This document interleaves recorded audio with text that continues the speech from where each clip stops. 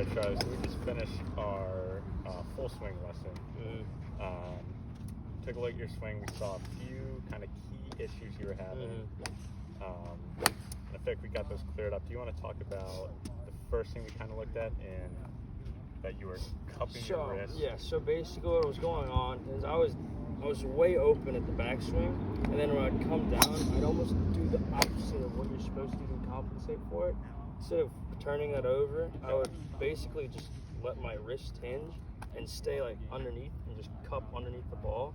So obviously causing all my with the driver, it's not perfectly timed. I explain all the slices and all the bad shots sometimes.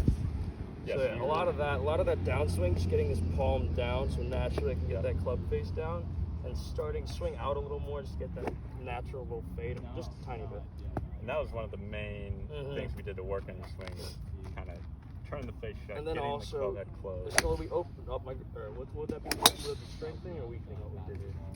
We strengthened it. You had a very So we strengthened neutral it a little bit, just a little natural, more natural close to the club face, so I don't have to work so hard at timing it. And to pair that, because before you would cup your wrist, leave it open. And I was also way too on top of the ball. I was way too close, so that would make all the timing issues way even harder. So then I had to back up more from the ball, just allow my hands to work a little more spacing in between my body and the ball. Before lesson, one of the main problems you said you were having is kind of big misses, right? Leaving the face open.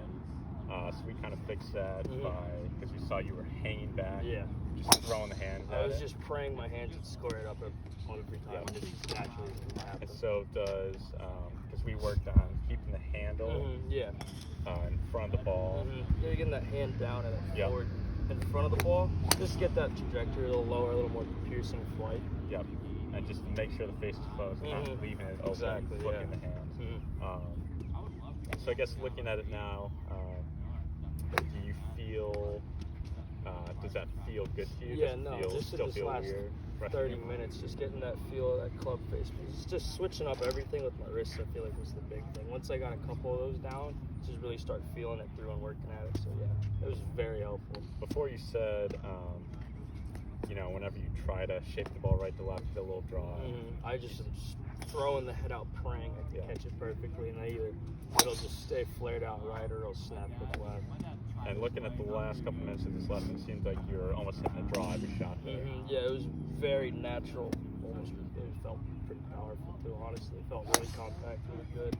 I was very happy with it, to be honest.